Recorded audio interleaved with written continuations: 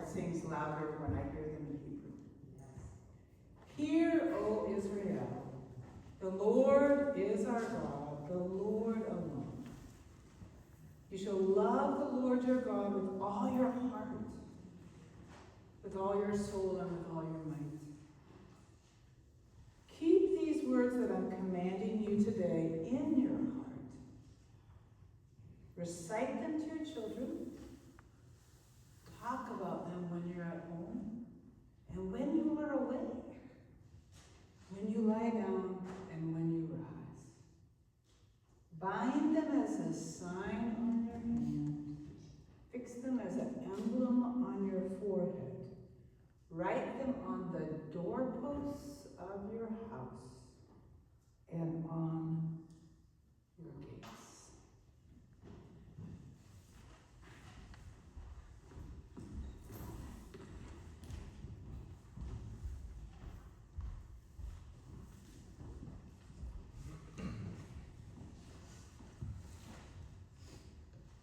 We're going to travel. We're going to take a wee journey to make believe.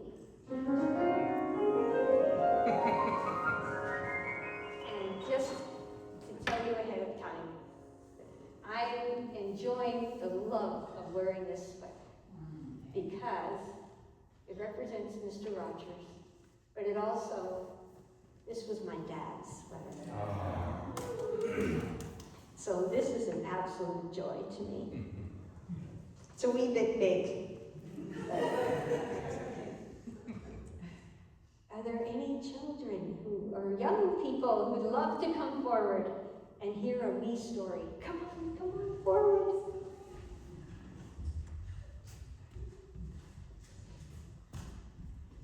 Have a wee seat. All right. We are going to make believe.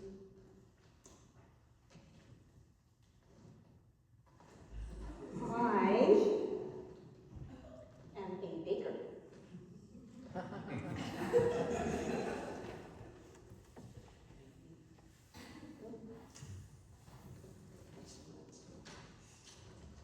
Today, we're going to talk about pretzels.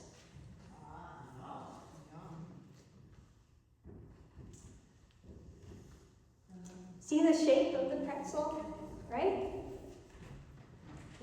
Did you know that pretzels are hundreds of years old? A long time ago, about 1,400 years ago, monks in Europe made pretzels just from 3 simple ingredients: flour, water, and salt. And they twisted the dough into special shapes,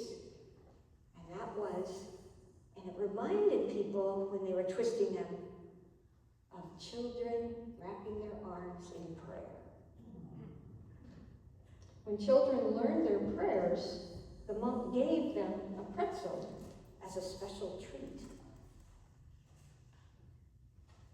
Pretzel means little arms.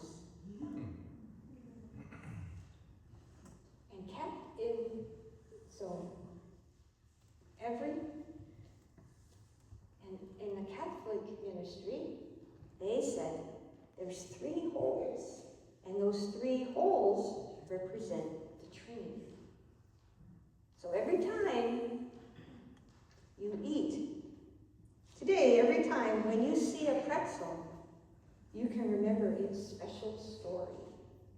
A simple piece of bread, shaped to remind people to pray, be thankful, and remember that even ordinary things can have a special story.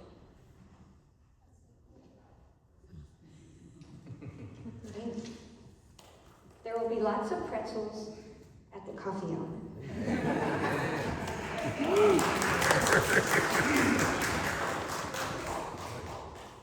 Sure.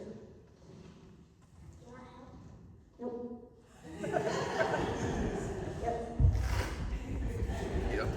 Oh. Okay, that went smooth.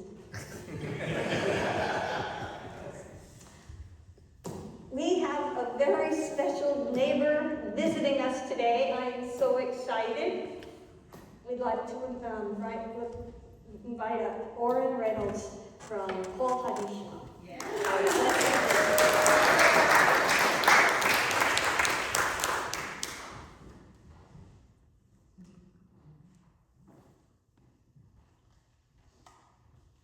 you very much. Yeah, Pleasure. thank you. Oh, good. I'm so glad you could join us today. So when we were thinking about Mr. Rogers' neighborhood, just all the people, you are a major part of the neighborhood, Kol HaNeshamah. Yes. We'd love to hear all about it. Take it away. It's a pleasure to be here with you all. As you may recognize me in this building quite a lot, although very rarely on a Sunday. So it is a pleasure to be here with you all here this morning. My name is Orin Reynolds. I work full-time for Kol HaNeshamah, so I'm here at least for a little bit each day between Tuesday and Saturday. So I am around often, and it's really a pleasure to get to actually be with my neighbors today and see how you all worship in this space. It's fun to see a space that I'm so comfortable and familiar with transformed slightly to fit your community, as we then transform it slightly to fit our community, but it still feels like the same space. So it's really hammers home to me that feeling of that neighborly sharing of this space that is so valuable, I think, to both of our communities. Thank you again for letting me be here. It's really a pleasure. I thought it was so funny when I saw that the reading for today was Deuteronomy 6, 4 through 9, because that happens to be quite possibly the most important couple sentences in what I would call the Torah, the Old Testament for you. Probably the most important lines in all of Torah for Jews. This is the central core tenet of our faith in Judaism as I'm going to use the word progenitors of monotheism. This singular line, God is one, and God is our God, and God is one, is really that core distillation of that idea, that belief of one single and true God. So I thought that was such a meaningful moment for me to be able to be here during this day. Most Jews, well, I shouldn't say most Jews, but it is traditional for Jews to say that line every day at least 2 or 3 times. You're supposed to say it when you wake up and when you go to bed. That entire part of Torah there, I could recite for you from memory in Hebrew. I will sing it for you in a little bit. But I just thought that was so, I was saying that there's a Yiddish word that means kind of meant to be. A lot of people say it when talking about a soulmate, or meeting someone that will eventually be your soulmate, as beshert. And it's beshert for me to be here today while you're focusing on those words. That's wonderful. Great. How long has Kol HaNeshamah, how long have you been in this? We've been sharing this building. So, if memory serves me, I've only been here since 2019 full-time with Kol HaNeshamah.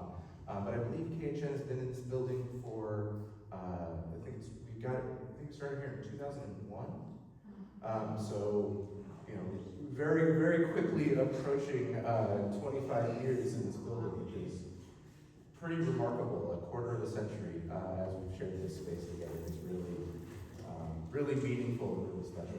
I actually was working in the church office when Kol HaNeshamah began. Oh, really? The first day that Michael walked in the building and I met him. It was an absolute joy, and it was so exciting to be part of that startup. Oh, that's incredible. Office-wise, yeah. There's so many so many ties between our two communities because of that, I think that time and just how integrated we've become as our two communities in this building. It's really amazing. Does anyone have a question or they'd like? On your doorpost, is that the verse that's in there? Yes. So I was going to mention that. Thank you for reminding me.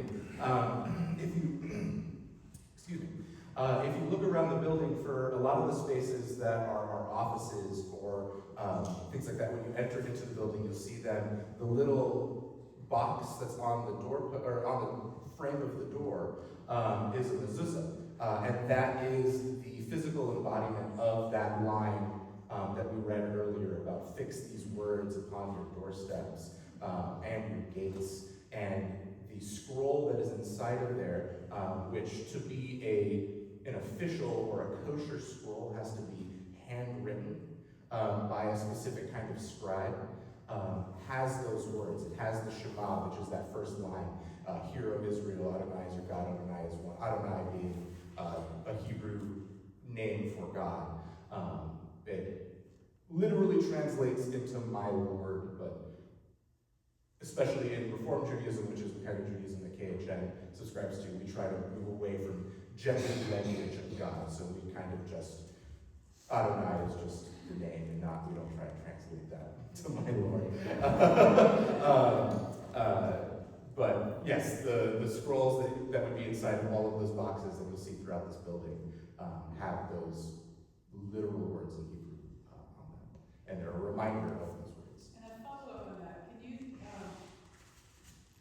talk about you should talk to your wrists and on your forehead? Yes. Because I had a blessed chance to go to Jerusalem, go to Israel, go to the wall. Oh, incredible. Yes. It's a fill-in. So I would be frankly shocked if more than one or two members of KHN even owned them. They're not very common in Reform Judaism to see, but you'll see them in, especially in Orthodox communities and very traditionally religious Jewish communities, where they will, you'll sometimes see it, it's a box that's wrapped around on your left arm and wrapped around into a specific pattern on your hand. The leather straps are wrapped in a specific way to shape out a specific Hebrew letter that is a designated symbol for God, and then also the one that is put on your forehead. And those boxes also contain those words that were read.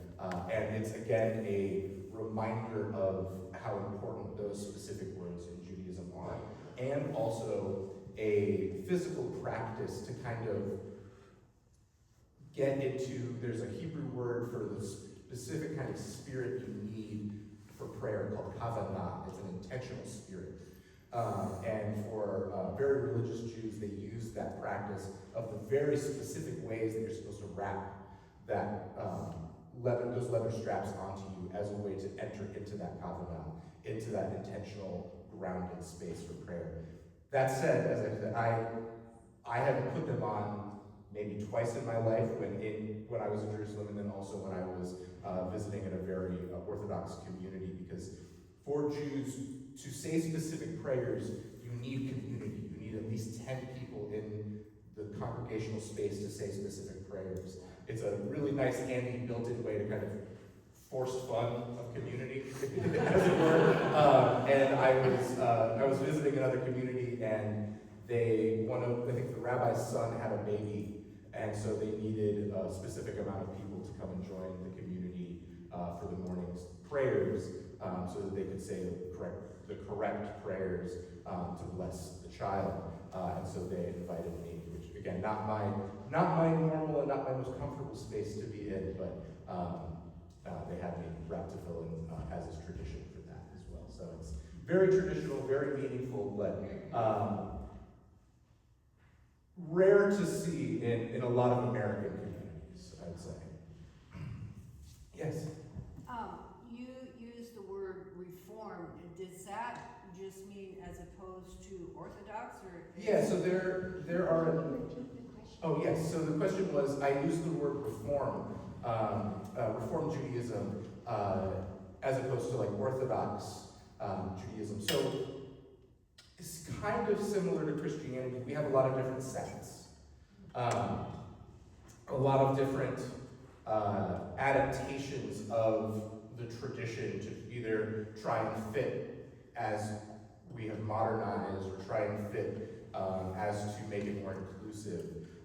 And so Reform Judaism, which is the largest denomination of Judaism that you'll find in the United States, and I believe in the world, originated in Germany in the 1800s when Jews were beginning to be allowed to integrate into the community at large. Before then, especially in Europe, Jews were really forced to be in very insular communities.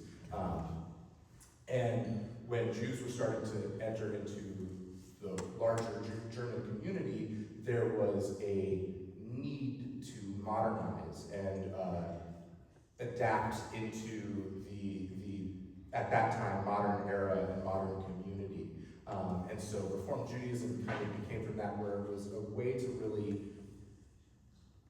find the meaningful parts within the religion while also kind of eschewing some of the more difficult things to adhere to within the tradition that would make it difficult to live in the modern life, like in terms of like mixing different fabrics, which is a commandment in the Torah. You can't mix, cotton and wool. Reform Judaism has kind of grown from that, and now it is much more. I liken it to informed practice. You are not commanded to do anything in Reform Judaism until you learn about it and find whether that is meaningful to you. So you'll find Reform Jews that keep kosher, that won't mix meat and milk, that won't eat shellfish, because they find that meaningful to them, and they've learned in the practice why that would be a meaningful practice for them. Myself, that doesn't really connect me closer to Judaism to keep kosher, and so it's not meaningful to me, so I don't do it. And so it's a lot more of a way to create a Judaism that fits for you individually. So Reform Judaism is the largest. Then there's Conservative Judaism, there's Orthodox Judaism, there's Reconstructionist Judaism. There are a lot of other smaller movements that have kind of risen on. Renewal Judaism, a lot of different sects of Judaism that has evolved. It's a very old religion. It's had a lot of time to snowball. But as I said, the largest community in Judaism now is the Reform movement, which KHN is affiliated with the movement, but I would say that there are certainly members that would not consider themselves fully Reformed Jews, but it is the movement in which KHN has aligned ourselves with. I know you had a question as well. Yeah. What does a typical week of service look like for your members in terms of this facility? Yeah, so we only do services on the first and third weekends of the month. Just kind of helps. We have usually a lot more people come to our services than other communities do, and I think it's because we don't do it every single week. But for our community, it's 2 services. So we do within the Jewish community, within the Hebrew calendar, it's a lunar calendar, and so because of that, our days start at sundown. Our days start when in the Hebrew calendar. I would still consider my day starts when I wake up in the morning. But for the calendar, the day starts once you can see 3 stars in the sky is the general rule.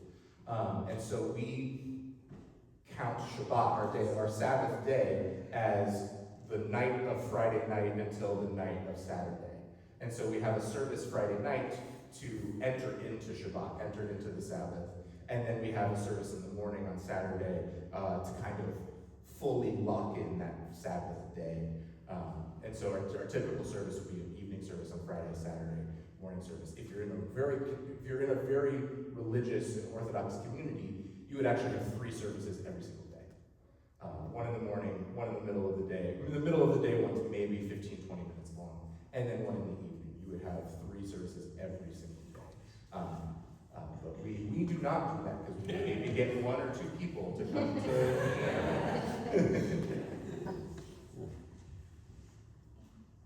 What does Kol HaNeshamah mean? Kol HaNeshamah actually means that. It comes from Psalm 150. Kol HaNeshamah Hallelujah.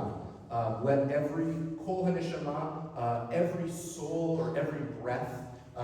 Hebrew is kind of a tricky language to translate. You can usually translate each word into 2 or 3 different meanings, which is also why you see so many different translations for the Bible, because it's not easy to translate, and so you have a lot of interpretation. But I like every breath, or everything that breathes is really mine. So Kol HaNeshamah Hallelujah. Let everything that breathes, or every breath, or every soul, praise God. And I really like everything that breathes, because to me that means that the plants and all animals are included within that. The existence of life is the praise of God, is how I read that line. And so, Kol HaNeshamah, every soul, every breath, everything that breathes. Any one of those translations is really correct. Any other questions? Oh gosh, this has just been absolutely lovely. It's a treat for me. I can talk for way too long. I love this. I just want to make a comment. So I'm rather new to this church, and somehow I got the calendar mixed up, and I showed up here, and it must have been a Saturday. And I have to say, I thought I was going to our service some event, but it was your church's event. Yeah. And the ladies that greeted me were so friendly. And I'm so thrilled to they hear knew that. that I was a part of your congregation, but they invited me to have dinner with them. Oh, fabulous. Good. I'm glad to hear that. It was extremely welcoming. I felt very, very welcome. Yeah, and that invitation goes to all of you if you ever want to just see how we use this space, see how we worship in community. You're always welcome to drop by during one of our services. Friday nights, we start at 7. Saturday mornings, we start at 11. And again, that's only the first and third Friday of each. So if the first weekend starts on the Saturday, it would not be that day. It would be the first Friday and the first and third Friday of each week. But you're very invited to come and just see how we use the space. How long is the service? So it depends. Usually our Friday nights are usually just over an hour. Usually very rarely we would be done after 8:15, starting at 7. And our Saturdays, if it's not a bar or bat mitzvah, if it's not the celebration of one of our children becoming an adult within the eyes of the community at 13, usually hour and 15 to an hour and a half. If it's a bar bat mitzvah, pretty much consistently you can count on it being about 2 hours. But that's because there's a lot of speeches and a lot of parents have to come up and say how proud they are of their child. The child gets to share some wisdom from whatever portion they were reading from the Torah. And so it goes a little bit longer than that, but it would be astounding if we ever did anything longer than 2 hours, I don't think. I think the community might riot. Friday nights about an hour, Saturdays an hour and a half to 2, depending. How much of your services are in Hebrew? A significant. How much of the service is in Hebrew? A fairly significant amount, actually probably more so than a lot of other Reformed communities. But our prayer books have the transliteration of it, so as long as you can read kind of gibberishy looking words in English, you'd be able to follow along at least a little bit. But it also has, we have translations for everything as well, so you can read the English, see kind of what you're saying. We also have interpretive translations, because as I said, you can kind of do a lot with the Hebrew. And so there's a lot of meaningful alternative translations in our book as well.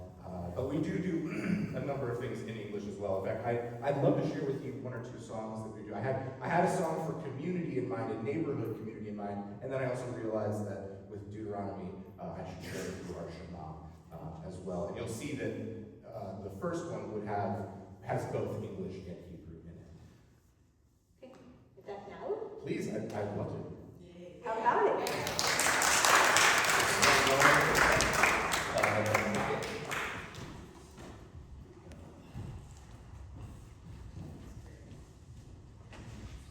I'm gonna go sit down.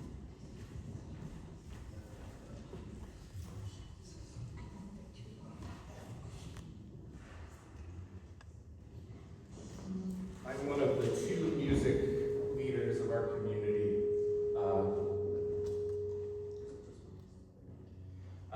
And so I often am leading the music for our services, and occasionally leading our services in Kol. I'm actually currently studying to become a rabbi, so I have the opportunity to sometimes, when our Rabbi Allison Flash is out, I sometimes get to step in and help lead the community. So I'll start with the Shema. So this is the line from Deuteronomy.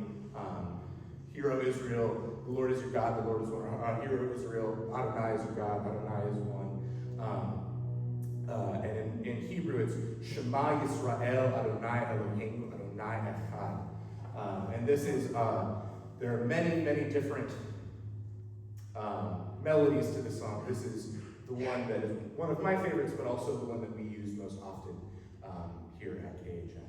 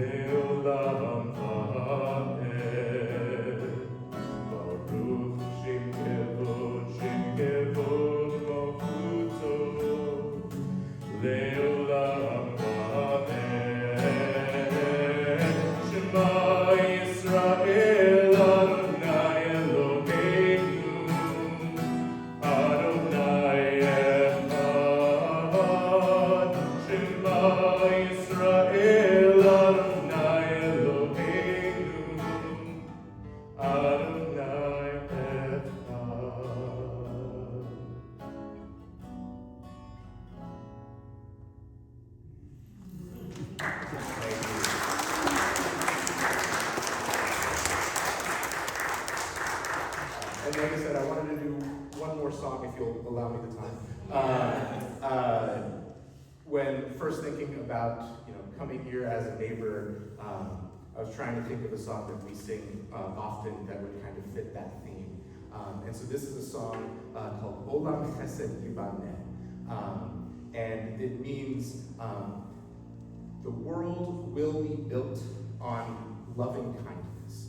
Chesed is the idea of, it's another one of those tricky Hebrew words to translate, but the best way to translate it is loving kindness. It's a very specific kind of kindness. And so this song is very simple. I'll sing it a couple times through. It's very easy to come and sing along with me. The only Hebrew words you need are olam, chesed. If you can't do the chesed, it's fine. Yibaneh. And then the rest will be in English, and I'll call that out, and you'll pick that up very quickly. but the whole world will be built on loving kindness.